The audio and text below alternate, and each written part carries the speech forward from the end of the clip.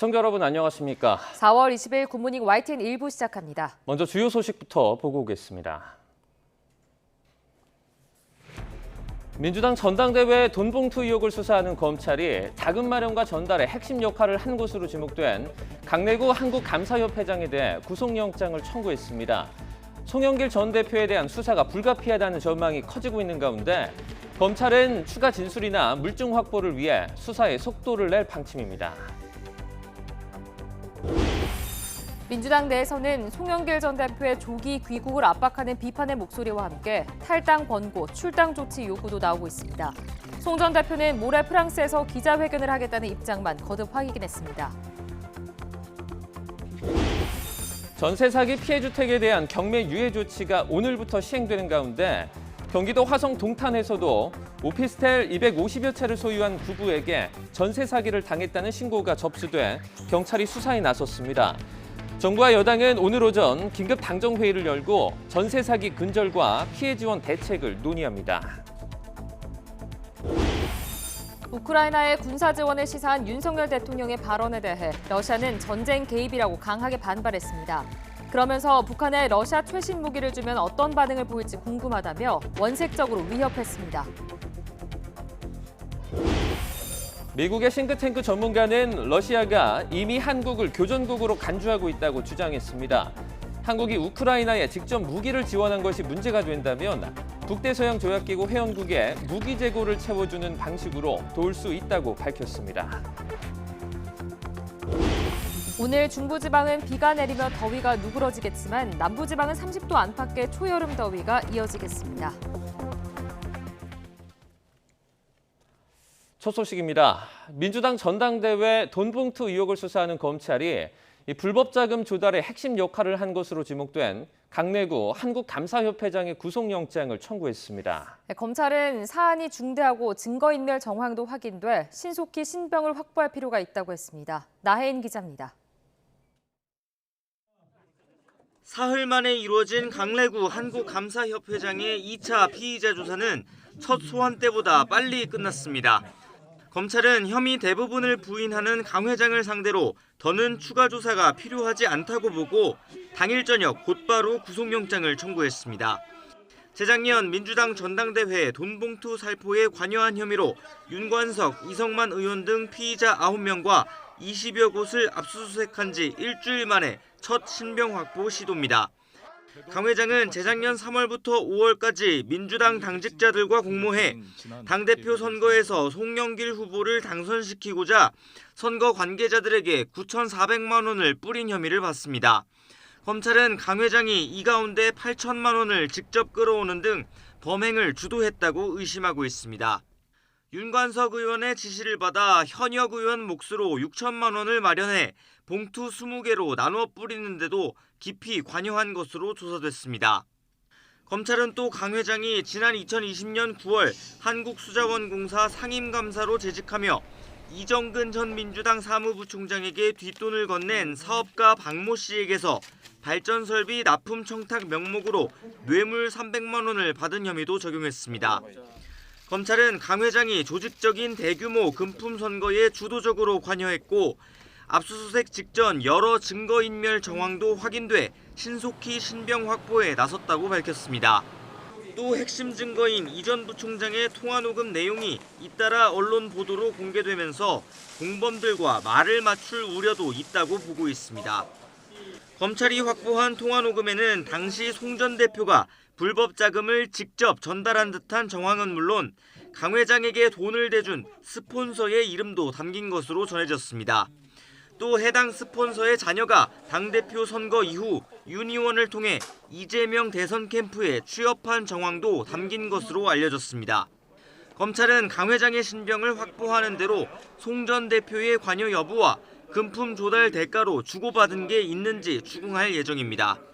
송 전 대표 보좌관 박모 씨와 윤 의원을 비롯한 다른 불법 자금 공여자들도 조만간 불러 조사한 뒤 수수자로 수사를 확대할 계획입니다. YTN 나혜인입니다. 이번 돈봉투 의혹의 핵심 인물이자 프랑스 파리에 머물고 있는 민주당 송영길 전 대표를 겨냥해 당내에서는 조기 귀국해 직접 입장을 밝혀야 한다는 성명이 잇따랐습니다. 하지만 송 전 대표는 이미 예고한 22일 기자회견에서 입장을 밝히겠다며 즉답을 피했습니다. 박기환 기자입니다. 민주당 내 최대 의원 모임인 더 좋은 미래는 송 전 대표를 겨냥해 쓴소리를 쏟아냈습니다. 송 전 대표가 프랑스 현지 기자회견을 잡는 등 사실상 귀국을 거부하려는 것이냐며 매우 부적절하다고 꼬집었습니다. 오히려 나서서 본인의 해명을 하고 적극적으로 당을 보호해야 되는 입장에 서야 되는 것이지 지금 해외에 계시면서 귀국 일정을 늦추면서 이 문제들을 처리할 것은 아니라고 판단하고요. 당초 예정된 7월 귀국을 앞당기라는 압박인데 당내 초선 의원 모임은 송 대표가 귀국을 미루면 당 지도부가 엄중한 조치를 취해야 한다고 요구했습니다. 당 지도부는 수사만 기다릴 것이 아니라 보다 적극적으로 사실관계를 확인하고 엄중한 조치를 취해 주십시오. 아직 구태가 남아있다면 모두 드러내 일소하고 완전히 새로운 당으로. 일부에선 탈당 권고, 출당 조치 등 강력한 조치가 있어야 한다는 주장까지 나오자 당 지도부도 곤혹스러운 모습입니다. 초선 의원님들께서 당에서 사실규명을 해달라고 요청하셨습니다. 좀 어떻게 보실까요? 방안은 송전 대표 출당까지도 고민하고 계시나요? 국민의힘은 돈봉투 의혹을 고리로 이 대표의 사법 리스크까지 거론하며 공세 수위를 날로 높이고 있습니다. 자신의 사법 리스크 때문에 이러지도 저러지도 못하는 이재명 대표. 자신이 몸담은 당을 구렁텅이에 빠뜨리고도 한가롭게 파리에 머물고 있는 송영길 전 대표. 이심송심, 이것이 민주당의 현 주소입니다. 하지만 송 전 대표는 프랑스 현지에서 취재진과 만나 귀국 가능성에 대해 22일 기자회견에서 밝히기로 정해놨다며 즉답을 내놓지 않았습니다. 이재명 대표에 이어 당 지도부와 의원 모임별로 송영길 전 대표의 귀국을 압박하고 있는 상황에서 송 전 대표가 끝내 귀국을 거부할 경우 정치권 파장은 더 커질 수밖에 없어 보입니다. YTN 박견입니다. 최근 경기 화성시 동탄 신도시 일대에서도 전세 사기가 의심된다는 신고가 50여 차례 접수돼 경찰이 수사에 나섰습니다. 임대인은 아내 명의로만 인근 오피스텔 196채를 소유한 부부인데 오피스텔 임대 사업을 하다 최근 부동산 경기 침체 여파로 실패하면서 소유권을 임차인들에게 넘기려 하고 있습니다. 안동준 기자입니다. 재작년 3월 경기 화성시 동탄 신도시 오피스텔에 입주한 A씨. 지난달 계약이 끝난 뒤에도 다음 세입자가 구해지지 않아 좀 더 거주하다가 돌연 집주인이 바뀌었다는 문자를 받았습니다. 어차피 전세에 살고 있는 거고 집주인 바뀌었고 뭐 그 근저당 이런 거 없는 거 다 확인하고 했었으니까 크게 문제 없을 거다라고 생각을 했었죠. 알고 보니 새 집주인은 지난 몇 년간 이 지역에서 전세 사기를 벌인 것으로 의심받는 부부 가운데 아내인 박모 씨였습니다. YTN 취재 결과 박 씨는 오피스텔 등 196채를 소유한 것으로 확인됐습니다. 부부는 여기에다 남편 장모 씨 명의 매물까지 합쳐 임대 사업을 벌였습니다.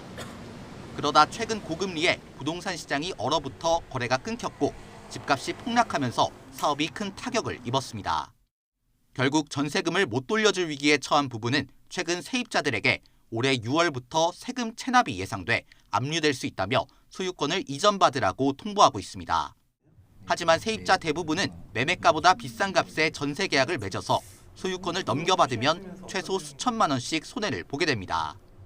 또 이른바 역전세 세입자가 아니어도 취득세와 이전 비용까지 떠안아야 합니다. 현재 매매가랑 비교해봤을 때 한 1,500만 원에서 2,000만 원 정도? 그 정도 생각하지 않았던 이제 비용이 빠지는 거죠. 동탄 신도시 일대에서 전세 사기 의심 신고 50여 건을 접수한 경찰은 하루 만에 피해자 조사를 모두 마치는 등 수사에 속도를 내고 있습니다. 또 사안의 중대성과 피해 규모가 커질 가능성을 고려해 사건을 경기 남부경찰청으로 넘겼습니다. YTN 안동준입니다. 전세 사기 피해 주택 경매 유예 조치가 오늘부터 시행됩니다. 피해 주택을 공공이 매입하는 방안에 대해 원희룡 국토교통부 장관은 선순위 채권자만 좋은 일이 될 수 있다며 선을 그었습니다. 최기성 기자입니다. 전세 사기 피해 지원 본부처 태스크포스. YTF가 첫 회의를 열었습니다. 피해주택 경매 유예 조치를 진행하기로 했는데 최소 6개월 이상이 목표입니다. 1차 적용 대상은 인천 미추홀구 전세 사기 피해자로 특정된 2,400여 세대 가운데 은행권과 상호금융권 등이 보유한 대출분입니다. 이를 위해 금융위원회는 금융기관들의 협조 공문을, 금융감독원은 비조치 의견서를 발송했습니다. 또 민간 채권관리회사 등에 매각된 건도 협조를 구하기로 했습니다. 다만 일부에서 거론되고 있는 피해주택을 공공이 사들이는 방안에 대해선 실현 가능성이 작다고 보고 있습니다. 국민 세금으로 선순위 채권자들만 좋을 일을 시키는 것에 대해서 과연 국민들이 동의를 할지 저희들이 1차적으로 검토해 본 것은 그것은 피해자를 도와주는 방법이 아니다. 임차인에게 경매주택 우선 매수권을 주는 방안도 다른 사람 재산권에 손해를 끼치는 일도 생기는 만큼 당장 실행하기가 쉽지 않은 측면이 있다고 설명했습니다. 원 장관은 피해 지원이 미흡했다면서 사과하기도 했습니다. 이번 사태를 사회적 재난으로 규정해야 하는 것 아니냐는 질문에는 말을 아꼈습니다. 사회적인 논의가 돼야 될 부분이지 주무부처 장관으로서 제가 정책적인 어떤 결론을 갖고 제가 제시할 것을 넘어서는 그런 문제라고 생각합니다. 정부는 다음 주까지 실행 가능한 방안을 검토한 뒤 추경호 경제부총리 총괄로 종합 대책을 발표할 예정입니다. YTN 최기성입니다. 전세 사기로 인한 극단적인 선택이 잇따르는 등 피해자가 속출하자 당정이 모여 전세 사기 근절과 피해 대책을 모색합니다. 국민의힘은 오늘 국회에서 박대출 정책위의장과 원희룡 국토교통부 장관 등이 참석한 가운데 긴급 당정회의를 엽니다. 이 자리에서 당정은 정부나 피해자가 전세 사기 피해 주택을 먼저 사들일 수 있는 우선 매수권 부여나 피해자 긴급 대출 등의 방안을 놓고 논의할 것으로 보입니다. 정부가 전세 사기 피해자를 지원하겠다고 내놓은 연 1에서 2%대 저리 대출을 이용한 피해자는 석 달간 단 8명에 불과한 것으로 나타났습니다. 피해자들이 보증금을 떼어 기존 전세 대출조차 갚기 어려운 상황에서 새 전셋집을 얻을 때 이용할 수 있는 대출은 수요가 많지 않기에 정부 지원에 실효성이 떨어진다는 비판이 나오고 있습니다. 아무리 저리라고 해도 또 빚을 내는 게 피해자들에겐 부담이고 대항력 유지 등을 위해 이사를 원치 않는 피해자도 많습니다. 피해자들은 전세를 가급적 피하려 하는데 정부가 전세 자금에 한해 대출 지원을 하고 있기에 실질적으로 도움이 되지 않는다고 지적했습니다. 우크라이나의 군사 지원을 시사한 윤석열 대통령의 발언을 두고 러시아가 강한 수위로 반발하고 있습니다. 러시아는 한국의 전쟁 개입이라는 공식 반응에 이어 북한에 러시아 최신 무기를 주면 어떤 반응을 보일지 궁금하다며 원색적으로 위협했습니다. 조용성 기자입니다. 윤석열 대통령 발언에 대한 러시아 크렘린궁의 경고는 단호했습니다.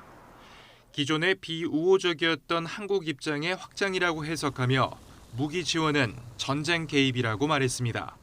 К нашему сожалению, Сеул занял достаточно недружественная позиция.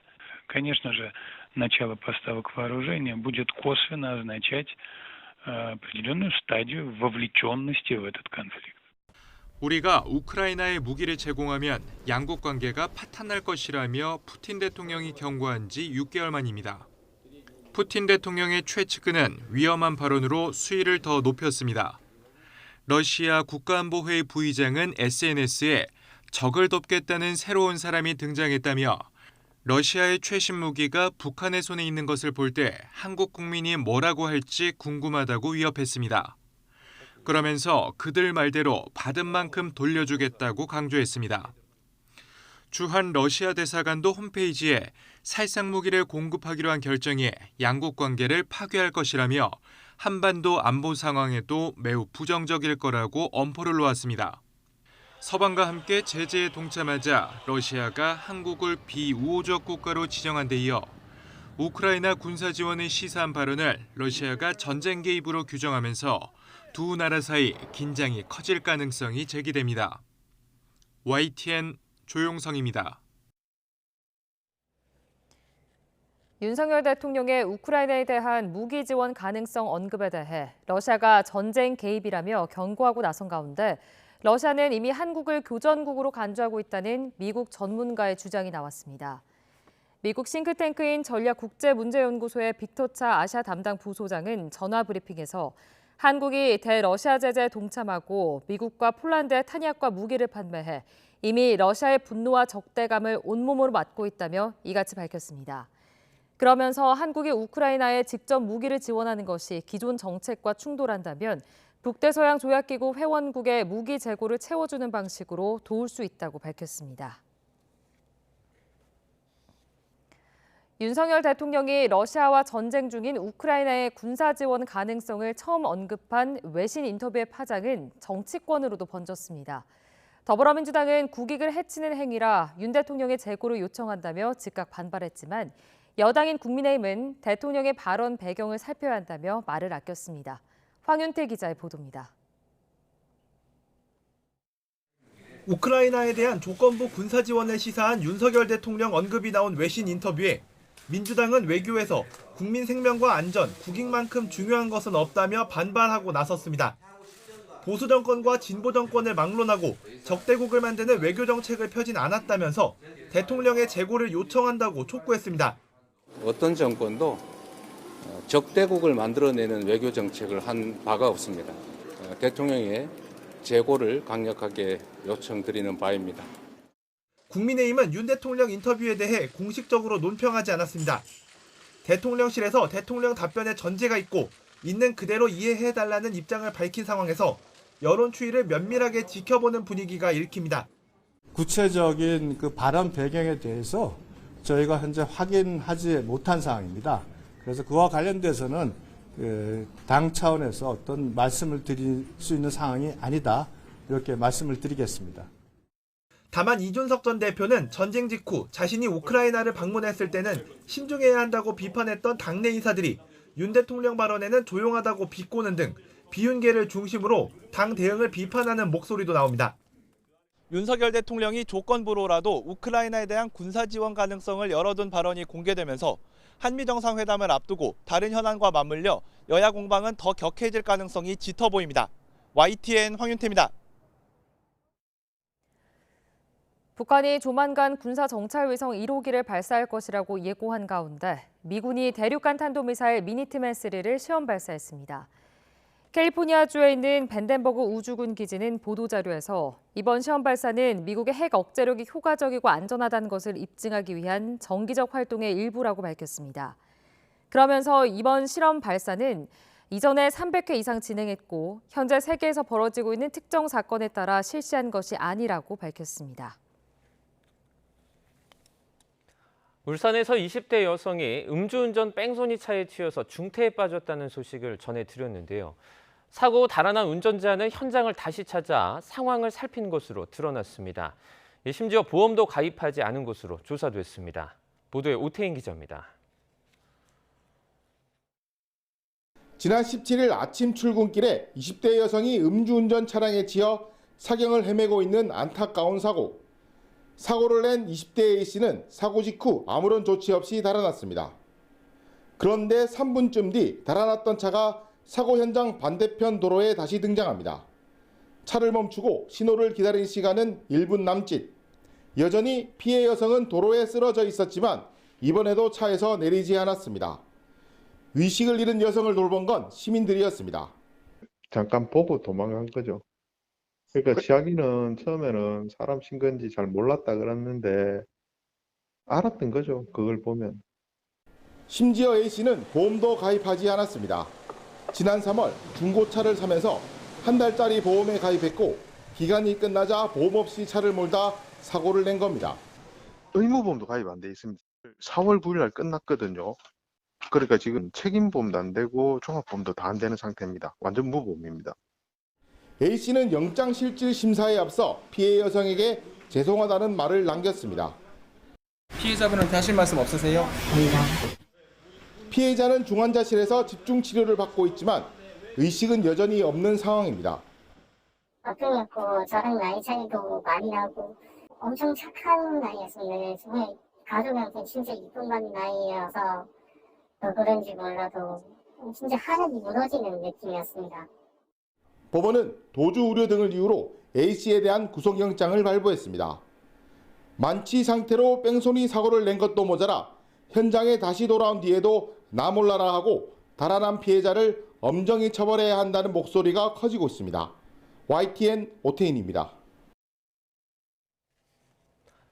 잇따른 음주운전 사고로 경찰이 대대적인 단속에 나선 가운데 음주 측정을 거부하고 도주한 운전자가 경찰에 붙잡혔습니다. 어젯밤 11시 10분쯤 경남 창원시 봉곡동의 한 도로에서 신호대기 중이던 승용차가 신호가 바뀌어도 움직이지 않아 음주가 의심된다는 신고가 경찰에 접수됐습니다. 신고를 받고 출동한 경찰이 음주 측정을 시도하자 운전자는 앞을 막은 경찰차를 우회해 도주했습니다. 경찰에 붙잡힌 운전자의 혈중 알코올 농도는 면허 취소 직전 수준인 0.079%였던 것으로 전해졌습니다. 최근 배승아 양처럼 음주운전으로 목숨을 잃는 사고가 잇따라 발생하면서 술을 마시면 아예 시동을 못 걸도록 차에 장치를 달자는 목소리가 커지고 있습니다. 도입에 앞서 비용 부담이나 관리 주체 등 결정해야 할 사안이 많지만 관련 법안은 10년여째 국회에서 발의와 폐기를 반복하고 있습니다. 김철희 기자입니다. 지난 8일 만취 운전자가 몰던 차량이 어린이 보호구역 인도로 돌진하며 초등학생 4명을 치었습니다. 이 가운데 4학년생 배승아 양이 숨졌습니다. 죄송합니다. 유가족분께 죄송하다는 말씀 거듭. 바로 다음 날엔 배달에 나선 삼형제 아버지가 중앙선을 넘은 음주 차량에 목숨을 잃었습니다. 이렇게 무고한 생명을 앗아가는 음주운전은 재범률도 44.6%에 달할 정도로 높아서 문제가 더 심각합니다. 음주운전 운전자 가운데 재범자가 차지하는 비중이 다른 12대 중과실 사고들과 비교해 2배 이상 높다는 조사 결과도 있습니다. 강력한 예방 수단을 동원해 사고가 되풀이되지 않게 해야 한다는 지적이 잇따르는데 그때마다 거론되는 게 바로 음주 시동 잠금 장치입니다. 장치를 차량에 달면 술을 마시지 않았을 경우엔 그대로 시동이 걸리지만 술을 마신 뒤라면 얘기가 달라집니다. 저는 지금 촬영 전 소주를 마신 상태인데요. 음주 측정기를 후 하고 불면 보시는 것처럼 비정상이라는 문구가 나타나고 시동이 걸리지 않습니다. 이미 렌터카 등을 대상으로 장비 성능 시험도 마친 데다 가격도 수십만 원대까지 내려왔습니다. 하지만 관련 규정과 제도가 아직 갖춰지지 않은 탓에 전면 보급까지는 갈 길이 멉니다. 장치를 누가 어떻게 관리할지, 어떤 차에 장치를 붙일지도 정해야 합니다. 한국 규격에 맞는 어떤 제도적인 법적 테두리를 만드는 게 좋을 거라 생각합니다. 국회에서 입법이 통과되기를 바라고 좋은 기계가 사람을 살리는 제품으로 해갖고 국회에서도 지난 2009년부터 관련 법안이 발의와 폐기만 반복하며 10여 년째 성과가 없는 상황. 그러나 음주운전에 따른 인명사고가 좀처럼 근절되지 않는 만큼 시동 잠금 장치를 도입해야 한다는 목소리에도 더 힘이 실릴 것으로 보입니다. YTN 김철입니다. 어제 저녁 8시 10분쯤 아이돌 그룹 아스트로의 멤버 문빈이 서울 강남구 자택에서 숨진 채 발견됐습니다. 경찰이 정확한 사망 원인을 조사하고 있지만 현장에서 범죄 혐의점은 발견되지 않은 것으로 전해졌습니다. 아스트로 멤버 사나와 함께 유닛으로도 활동을 해온 문빈은 다음 달 드림 콘서트 출연 등을 앞두고 있었습니다. 빈소는 서울 아산병원에 마련됐습니다. 네, 오늘은 장애인의 날입니다. 장애인에 대한 이해를 깊게 하고 재활 의욕을 높이기 위해 만들어진 기념일인데요. 사회 공헌 활동의 하나로 장애인 일자리 창출에 힘쓰는 금융사들이 하나 둘씩 늘고 있는 모습입니다. 강희경 기자입니다. 서울 신설동에 있는 하나생명 사옥에 안마침대들이 마련돼 있습니다. 대표적 감정 노동자인 콜센터 직원들에게 마사지를 제공하는 겁니다. 잠깐씩이라도 이렇게 마사지를 하면서 풀어주면 이완 효과도 있고 아무래도 긴장도 풀리다 보니까 스트레스도 덜 받는 것 같은 느낌이. 안마하는 직원은 다름 아닌 시각장애인들. 회사 측에서 직접 고용한 한화생명 소속 직원입니다. 장애인에게 일자리를 제공하고 경제적 자립을 돕는다는 취지로 안마사를 비롯해 현재까지 채용된 장애인은 53명에 이릅니다. 그 사원증도 주시고 배지도 달아주시고 하는 거 보니까 이제 일반 직원들하고 동등한 입장에서 일할 수 있게 된다는 생각이 들어가지고 굉장히 좋았어요. 서울 영등포역에는 철도 이용객에게 무료로 서비스를 제공하는 장애인 네일아트사들이 근무하고 있습니다. 공사와 민간기업이 참여해 장애인에게 일자리를 제공하는 사업으로 영등포역점은 KB증권이 장애인을 직접 채용해 매장 운영을 총괄하고 있습니다. 일시적인 지원이 아니라 지속적으로 이분들이 사회에 기여할 수 있는 그런 차원이 무엇일까 고민을 하다 보면 결국에는 일자리를 제공하고 직접적으로 고용을 하는 부분이 가장 큰 기회가 될 수 있다는 생각이 있고요. 사회의 일원이 돼 다양한 사람들과 교류할 수 있다는 점에서 특히 의미가 큽니다. 받고 가방이 됐다고 하는 분이 있고 마음에 든다고 하는 분이 있는데 그거에 대해 말해주는데 제가 마음이 좋아요. 은행권에서도 장애인 일자리 창출에 속도를 내고 있습니다. 대표적으로 신한은행에선 청각장애인 일자리 카페를 운영하고 있는데 수익금을 장애인 교육 등에 다시 투자하는 선순환 구조를 만들었습니다. 이 외에도 은행들은 취약계층 지원 등 사회공헌 활동에 연 1조 원 수준을 매년 지출하고 있습니다. 다만 여전히 가야 할 길은 멉니다. 차별성 없는 유사한 사회공헌 활동이 많고 외부에 공개되는 공시자료에 정량적인 수치만 지나치게 강조되고 있다는 점 등이 한계로 꼽힙니다. 이에 따라 금융당국에선 사회공헌 활동 공시를 정비하는 방안 등을 검토하고 있습니다. 금융당국의 은행권 제도 개선 TF에서도 올해 상반기 안에 구체적인 개선안을 마련한다는 방침이어서 금융사들의 사회공헌 활동에 더 불이 붙을 수 있을지 주목됩니다. YTN 강희경입니다. 코로나19가 덮친 지난 3년 동안 학생들의 교육 결손이 심해졌는데 특히 장애가 있는 학생들은 어려움이 더 컸던 것으로 조사됐습니다. 학교가 담당했던 돌봄과 학습에 공백이 생기면서 가정에서 개인이 져야 했던 경제적인 부담도 상당했습니다. 장하영 기자입니다. 지난해 3월 초등학교 입학을 앞두고 숨진 8살 발달 장애인. 돌봄 부담과 가난에 고립된 어머니에 의해 살해됐습니다. 코로나19 기간 동안 문을 닫은 학교. 학습과 돌봄 부담은 고스란히 장애 학생과 학부모 개인 몫으로 돌아갔습니다.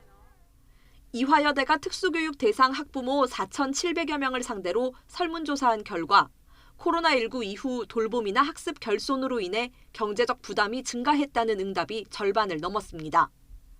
마스크를 쓰는 것도, 대면 수업 대신 도입한 원격 수업에 집중하는 것도 장애 학생에겐 더 어려웠습니다. 학부모 절반이 원격 수업의 모든 과정을 자녀 옆에서 완전히 도왔다고 말했지만 절반 넘게 집중이 어려웠다고 응답했습니다. 학습 부러미를 아이들 가정으로 배송을 했어요. 저희 아이들이 그냥 학습지만 가지고 수업을 할 수 있는 아이들이 아니잖아요. 학부모님의 희생을 일방적으로 당하면서 집에서 같이 있었던 시절인 것 같아요. 많이 마음이 아팠어요, 저도.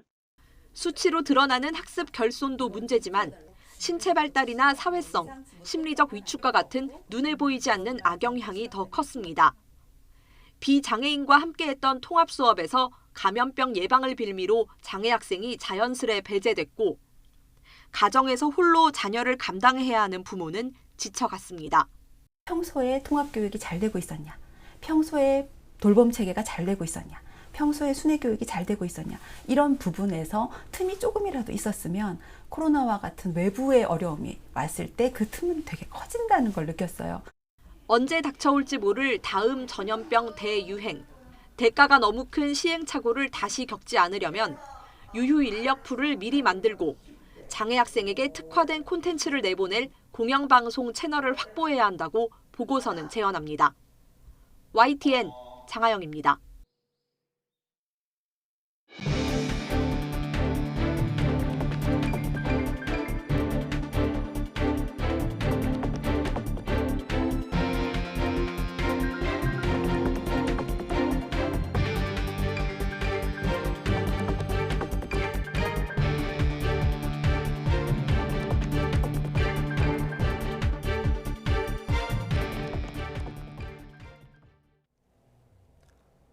민주당 전당대회 돈봉투 의혹을 수사하는 검찰이 자금 마련과 전달에 핵심 역할을 한 것으로 지목된 강내구 한국감사협회장의 구속영장을 청구했습니다.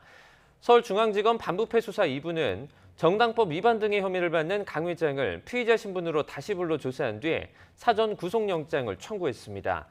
강 회장은 민주당 전당대회를 앞둔 재작년 3월부터 5월까지 당직자 등과 공모해 당대표 선거에서 송영길 당시 후보를 당선시키고자 선거운동 관계자와 선거인에게 9,400만 원을 살포한 혐의를 받습니다.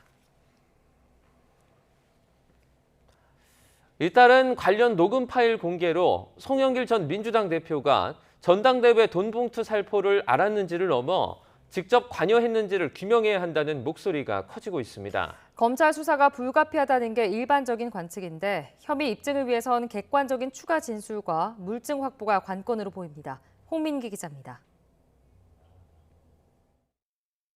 재작년 민주당 전당대회를 한 달 넘게 앞둔 3월 25일 이정근 전 사무부 총장이 강내구 한국감사협회장과 나눈 대화입니다.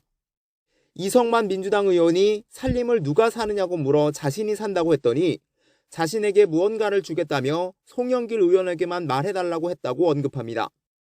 이에 강 회장이 들어온 걸 송에게 살짝 얘기해줘야 하지 않느냐고 묻자 이 전 부총장은 100만 원 들어왔다고 얘기하기는 조금 그렇지 않으냐며 조금 더 모이면 얘기해야 한다고 말합니다. 송 전 대표의 이름은 비슷한 시기 이 의원의 입에서도 나왔습니다. 이 의원이 당 지역 인사들에게 돈을 주는 방법을 이야기하자 이 전 부총장은 그러지 말라면서 다른 방법을 이야기하는데 이 의원은 송 전 대표가 있는 자리에서 이야기한 거라며 이미 승인을 받았다는 취지로 말합니다. 전당대회를 앞두고 돈봉투가 뿌려진 과정을 송 전 대표 역시 알고 있었던 것으로 보이는 대목인데 송 전 대표는 사실상 측근의 개인적 일탈로 치부하며 의혹을 부인하고 있습니다. 하지만 이런 해명을 뒤집는 추가 녹취는 또다시 공개됐습니다. 전당대회 3주 전 강 회장이 송 전 대표가 안 그래도 내가 좀 처리해줬다고 했다며 영길이 형이 어디서 구했는지는 모르겠지만 많이 처리했더라라고 말한 겁니다.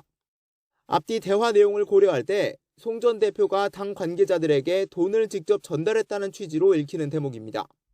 송 전 대표에게 돈을 받은 인물의 실명까지 구체적으로 언급됐습니다. 단순히 돈 봉투 살포 사실을 알았다는 의혹을 넘어 직접 뿌리기도 했다는 의혹까지 제기된 건데 법조계에선 이 녹취대로라면 송 전 대표 수사가 불가피하다는 전망이 지배적입니다. 돈 봉투 살포에 대한 최종적인 이익이 당시 후보인 송 전 대표로 귀결되는 만큼 직접 관여한 것은 물론이고 측근들의 살포 사실을 알고 있었다면 수사가 필요한 사안이란 분석이 많습니다. 다만 공개된 녹취록이 송 전 대표 본인이 아닌 다른 사람의 전원이란 점에선 혐의를 입증하기까진 추가 진술이나 객관적인 물증이 더 필요하다는 견해가 일반적입니다. 검찰은 수사에 단서가 된 녹음 파일 내용 상당수가 공개된 상황에서 주요 피의자들의 말맞추기 가능성이 큰 것으로 보고 수사에 속도를 낼 방침입니다. YTN 홍민기입니다. 인천 미추홀구에서만 전세 사기로 경매에 넘어간 주택이 1,500채에 달하는 것으로 확인됐습니다. 앞서 인천 건축왕에게 당해 안타까운 선택을 한 3명 역시 경매로 집에서 쫓겨날 상황에 처했던 것으로 알려졌는데요. 이처럼 인천에서 전세 사기 주택의 경매가 유독 많은 이유, 박정현 기자가 살펴봤습니다. 아파트 외벽 층마다 전세 사기 현수막이 걸려 있습니다. 지난 17일 스스로 목숨을 끊은 31살 여성이 살던 곳으로 60세대 전체가 경매에 넘어갔습니다. 이렇게 전세 사기를 당해 경매 절차에 돌입한 주택은 인천 미추홀구에서만 1,500채가 넘습니다. 전세 사기가 전국적으로 벌어지는 가운데 유독 이 지역에서 피해 주택 경매가 잇따르는 이유는 뭘까? 인천 지역에서 조직적으로 범행을 저지른 이른바 건축왕 남모 씨의 사기 수법 때문입니다. 서울 화곡동을 중심으로 활동한 빌라왕의 경우 전세가를 매매가보다 높게 받아 차익을 챙기면서 따로 빚을 지지는 않았습니다. 그러나 남 씨 일당은 직접 토지를 사서 주택을 지었고 이 과정에서 주택을 담보로 금융기관 대출을 받았습니다. 은행은 채무자가 석 달 이상 원리금을 연체하면 임의 경매를 통해 대출금을 환수하기 때문에 남 씨가 구속된 뒤 소유주택들이 줄줄이 경매에 넘겨지는 겁니다. 또 금융기관의 근저당은 임차인 보증금보다 앞선 권리관계를 갖습니다. 집이 경매에 들어갈 때 1순위를 차지하는 화곡동 빌라왕 임차인과 달리 인천 건축왕 피해자는 근저당이 해결되고 나면 돌려받을 수 있는 돈이 거의 남지 않습니다. 소액 임차인에게 일부 금액을 우선 돌려주는 최우선 변제금 역시 근저당의 발목을 잡습니다. 전세 계약일이 아닌 근저당이 잡힌 날을 기준으로 소액 임차인을 설정하다 보니 이를 적용받지 못하는 세입자가 많은 겁니다. 전세 사기로 세상을 등진 3명 가운데 2명도 이런 이유로 최우선 변제금을 받지 못했습니다. 인천에서 건축왕 남씨 명의의 주택이 2,700채에 이르는 만큼 경매로 집에서 쫓겨나는 전세 사기 피해자들도 계속 나올 것으로 보여 구제 대책이 시급합니다. YTN 박정현입니다. 인천 미추홀구 전세 사기 피해 주택에 대한 경매 유예 조치가 오늘부터 시행됩니다. 경매 유예 기간은 최소 6개월 이상을 목표로 관련 기관의 협조를 구하기로 했습니다. 전세 사기 피해 지원 법무처 TF는 어제 첫 회의를 열고 피해자들이 추가 피해를 보지 않도록 이 같은 조치를 논의했습니다. 우선 인천 미추홀구 전세 사기 피해자로 확인된 2,479세대 가운데 은행권과 상호금융권 등이 가진 대출분에 대해서는 오늘부터 즉시 경매를 유예하도록 협조를 구하기로 했습니다. 원희룡 국토교통부 장관은 전세 사기 피해 주택을 공공이 매입하는 방안에 대해 피해자를 도와주는 방법이 아니라고 평가했습니다. 원 장관은 어제 기자 간담회를 열어 선순위 채권자에게만 좋은 일이 될 수 있다며 인천 미추홀구 피해 주택은 선순위 담보 설정이 최대 한도로 돼 있어 공공이 매입해도 피해자에게 갈 돈이 한 푼도 없다고 말했습니다. 피해 지원이 늦은 것 아니냐는 지적에 대해선 한 달 전부터 피해 지원이 미흡하다는 걸 알고도 부처 간의 이견으로 합의에 이르지 못했다며 무한한 책임을 느끼고 있고 죄송하다고 밝혔습니다. 전남 화순에 있는 요양병원에서 불이 나 환자 180여 명이 긴급 대피했습니다. 소방당국은 한때 대응 2단계를 발령하고 구조 작업에 나섰는데요. 대피 과정에서 10여 명이 연기 흡입 등으로 병원으로 이송됐습니다. 오선열 기자입니다. 4층 높이 건물 주변으로 뿌연 연기가 쉴 새 없이 뿜어져 나옵니다. 전남 화순의 요양병원에서 불이 난 건 오후 2시 40분쯤. 병실엔 미처 대피하지 못한 환자도 남아 있습니다. 사무실은 지금 혼자 있었거든요. 사빙이 울린 거예요. 간호사가 와갖고 연결하다가 연기가 올라오니까 피해라 그래갖고 바로 나온 거예요. 화재 발생 20여 분 만에 대응 2단계를 발령한 소방당국은 45분 만에 불길을 잡았습니다. 이곳 요양병원 건물 지하 보일러실에서 불이 나면서 환자와 의료진 등 186명이 긴급 대피했습니다. 환자 120여 명은 스스로 대피했지만 나머지는 구조되고 10여 명은 중경상을 입고 병원으로 옮겨졌습니다. 이 가운데 불이 난 보일러실에서 공사하던 60대 A씨가 연기를 많이 마신 것으로 조사됐습니다. 발견 당시에는 의식이 없던 걸로 알고 있습니다. 병원 환자 12명은 비응급으로 이송을 했고요. 나머지 환자 124명은 관내 요양병원으로 전원 조치할 계획입니다. 불은 요양병원 지하 보일러실 용접 작업 중 불꽃이 튀면서 발생했습니다. 소방당국은 지난 10일에도 보일러 과열로 화재가 발생한 이후 보수 작업을 하다 불이 난 것으로 추정했습니다. 연기 작업으로 인해서 지금 화재가 난 걸로 확인되고 있습니다. 지난주에도 배전반 쪽에 화재가 있어서 그 부분에 아마 보수 화재를 않았나 싶습니다. 화재 진화 이후 환자 이송 과정에서 매캐한 연기가 남아있는 병실에 일부 환자가 옮겨지면서 한때 보호자들의 항의도 잇따랐습니다. YTN 오선열입니다. 빵을 사주겠다며 초등학생을 유인하려던 30대가 경찰에 붙잡혔다가 대마를 투약해온 사실까지 적발됐습니다. 경기 의정부경찰서는 미성년자를 유인하려 한 혐의와 마약류를 투약한 혐의로 30대 남성 A씨를 구속했습니다. A씨는 지난 13일 오후 5시 반쯤 경기 의정부시에 있는 초등학교 운동장에서 빵과 우유를 사줄 테니 차로 함께 가자며 초등학생 B군을 꿰인 혐의를 받습니다. 경찰은 다음 날 경기 양주시 자택에서 A씨를 긴급 체포했는데 집에서 대마가 발견됐고 소변 검사에서도 마약 양성 반응이 나왔습니다. 대전지검은 건설 현장을 돌아다니며 공사를 방해하겠다고 협박해 억대 돈을 뜯어낸 혐의로 대전 소재 모 건설노조 50대 위원장 A씨를 구속 상태로 재판에 넘겼다고 밝혔습니다. A씨는 지난 2020년 3월부터 약 3년 동안 대전과 세종 지역 건설 현장 16곳에서 집회 개최 등으로 공사를 방해하겠다고 협박해 1억 1천여만 원을 갈취한 혐의를 받고 있습니다. A씨는 피해 업체들이 공사 지연 시 매일 수천만 원씩 배상금을 부담하게 된다는 점을 악용해 범행을 저지른 것으로 드러났습니다. 인도가 중국을 제치고 세계에서 인구가 가장 많은 나라가 됐습니다. 평균 나이가 적고 출산율도 높아 압도적인 인구 대국이 될 것으로 보입니다. 류재복 기자입니다. 인도에서 가장 가난한 지역인 비하르주는 출산율이 가장 높은 곳이기도 합니다. 인도 평균 합계 출산율이 2명인데 이곳은 4.9명이나 됩니다. 가난한데 인구가 늘어 더 힘들어지는 악순환이 이어지는 것입니다. ऊपर से यहाँ की जनसंख्या इस प्रकार बढ़ती जाएगी तो लिमिटेड रिसोर्सेस में जिस तरह से हम लोग को आगे आने वाले दिनों में बहुत सारा परेशानी उठाना पड़ सकता है. 출산율을 낮추기 위한 정부 노력은 별 효과를 보지 못합니다. 남아 선호 사상과 함께 종교적 이유도 한몫하고 있습니다. मिलाते हैं उससे कि ये हमारे गॉड ने ये कहा है कि नहीं जी ये सब जो है ये मना है ऐसा नहीं करना चाहिए हालांकि ऐसा कुरान में कहीं भी नहीं है. 지난해 인도에서 모두 2,300만 명이 태어났습니다. 올해 중반 14억 2,860만 명을 기록해 세계 인구 1위인 중국을 제친 것으로 보입니다. 인구 절반이 30살 아래로 젊은 데다 출생률도 상당 기간 높을 것으로 보여서 압도적 인구 대국으로 자리매김할 가능성이 큽니다. 반면 중국은 60년 만에 처음으로 인구가 줄었습니다. 생계 비용이 늘고 사회생활에 관심이 큰 여성이 증가했기 때문으로 분석됩니다. 中国的人口红利没有消失，人才红利正在形成，发展动力依旧强劲。 올해 세계 인구는 80억 4,500만 명, 오는 2080년 104억 명으로 정점을 찍은 뒤 2090년대부터 감소세로 돌아설 것으로 보입니다. YTN 유재복입니다.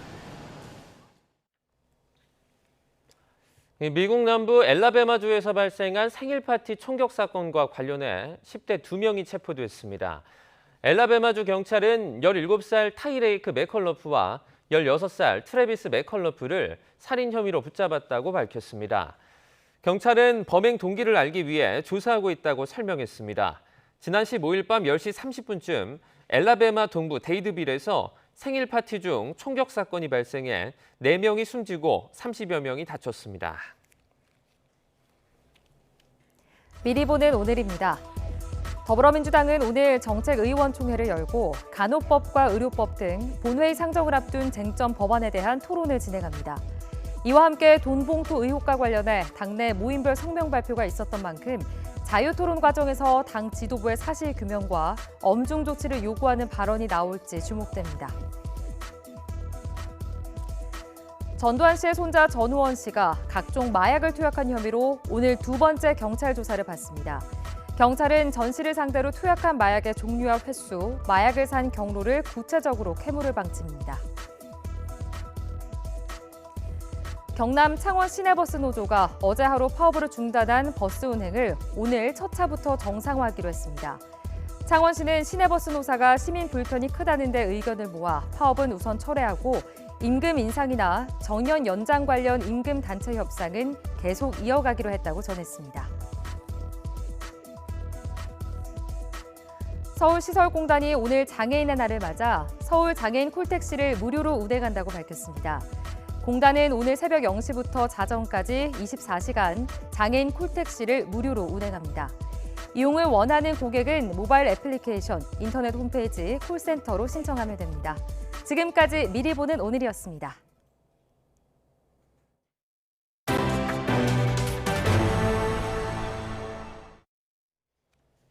전북 전주에 가보신 분들은 기와지붕이 올라간 전주역을 기억하실 겁니다. 겉보기엔 좋아도 비좁고 낡아 이용객들의 불편이 컸는데 곧 개선 공사가 시작될 예정입니다. 김민성 기자의 보도입니다. 전주역은 하루 9,000명, 연간 약 325만 명이 이용하는 전라선 최대 수요역 중 한 곳입니다. 한옥 지붕이 인상적인 건물인데 지은 지 40년도 넘어 사실 시민들 불편이 이만저만이 아닙니다. 말도 못해요. 그냥 저 사거리 역전 앞에 큰 사거리에서부터 밀려가지고 그게 막 아주 전쟁터야. 매주 금요일 오후부터 주말 사이가 특히 심각합니다. 대기실 의자를 차지하기 위한 눈치 싸움이 치열하고 식사할 공간도 마땅치 않습니다. 특히 차를 가지고 전주역에 가려면 마음을 굳게 먹어야 합니다. 오래된 전주역의 문제 중 하나가 바로 이곳입니다. 택시 승강장과 일반 차량 통로, 또 그리고 뒤편의 주차장 진입로까지 모두 2개 차로로 나눠서 쓰고 있기 때문에 심할 때는 전주역 밖 교통 흐름에도 악영향을 미칩니다. 450억 원 규모 개선 공사가 곧 시작됩니다. 지금 건물 뒤편으로 지하 1층, 지상 3층 건물이 들어섭니다. 택시와 일반 차량의 동선을 분리하고 주차장도 2배 이상 늘릴 예정입니다. 전주 역사는 전주를 방문할 때 처음 마주하게 되는 전주의 얼굴입니다. 전주의 위상에 맞는 100년 역사가 만들어질 수 있도록. 다만 공사 규모가 작아 이번 계획대로는 이용객 불편이 완전히 해소되긴 어려울 거라는 우려는 있습니다. 여객이라는 게 이제 평균 수요만 봐서는 안 되고 집중 수요가 있거든요. 집중 수요가 있을 때는 아마 조금 그렇게 하더라도 좀 부족한 면이 있지 않냐 이런 생각도 저도 해봅니다. 기대와 걱정을 한 몸에 받고 시작하는 전주역 개선 사업이 어떤 결과를 낼지 지켜볼 일입니다. YTN 김민성입니다. 엑스포의 도시 전남 여수에 시원하게 바다를 보며 질주할 수 있는 루지가 오늘 문을 엽니다. 여수바다 루지는 모두 4개 코스에 2.4km로 케이블카를 타고 올라가 그림같이 펼쳐진 쪽빛 다도해를 만끽하며 내려올 수 있는 게 특징입니다. 여수 챌린지 파크 측은 색다른 체험이 되도록 터널도 3개를 만들었고 안전 때문에 휴대전화를 쓸 수 없는 관광객을 위해 동영상과 사진도 촬영해서 제공합니다. 코로나 이후 집에서 식물을 기르는 인구가 부쩍 늘고 있는데요. 전남 농업기술원과 LED 재배기를 만드는 업체가 손을 잡았습니다. 상추 등을 직접 키워 안심하고 먹을 수 있는 기회를 제공하기 위해서입니다. 김범한 기자입니다. 전남 농업기술원이 의욕적으로 육종한 이른바 꿀잠 상추입니다. 여느 상추보다 숙면을 유도하는 락투신 성분이 124배나 더 들어있어 차와 닷가지 가공품으로 인기입니다. 여러 가지 식물로 푸름이 넘쳐나는 순천만의 가든 마켓. 정원 박람회 열기 속에 전남을 대표하는 토종 상추 장목과 LED 식물 재배기가 만났습니다. 수면을 유도하는 기능성 흑화랑 상추를 활용함으로써 푸드테크인 식물 재배기 산업이 성장에 있어서 기능성 채소 품종의 활력을 불어넣어 소비 확대에 큰 기회가 될 것으로 예상됩니다. 흑화랑 상추는 지난 2012년 나고야 의정서 이후 종자주권의 중요성이 커지면서 개발되었습니다. 일반 가정과 업소에서도 인기인 식물 재배기는 빛의 세기를 마음대로 조절할 수 있어 상추가 더 아삭한 맛이 나도록 하고 있습니다. 가정용 식물 재배기를 필두로 누구나 쉽게 식물을 재배할 수 있도록 기술 개발을 해왔는데 이제는 대중적으로 샵에서도 야채를 빠르고 쉽게 재배할 수 있는 특화 단지까지 조성된 전남의 흑화랑 상추는 전국 16개 대형 백화점과도 재배 계약을 마쳤습니다.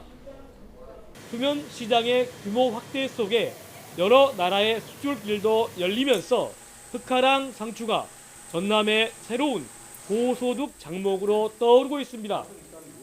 YTN 김범환입니다. 궁중문화축전을 맞아 오는 29일부터 다음 달 2일까지 경복궁 근정전을 배경으로 한글을 창제한 세종의 이야기를 담은 세종 1446 공연이 펼쳐집니다. 경복궁에서 밤에 뮤지컬 공연이 열리는 건 이번이 처음입니다. 절기 고구인 오늘 중부지방은 비가 내리며 고온 현상이 누그러지겠지만 남부지방은 30도 안팎의 더위가 나타납니다. 오늘 서울 낮 기온은 18도로 어제보다 10도가량 낮아지며 예년 수준을 회복하겠고요. 남부지방은 대구의 기온이 30도까지 오르면서 덥겠습니다.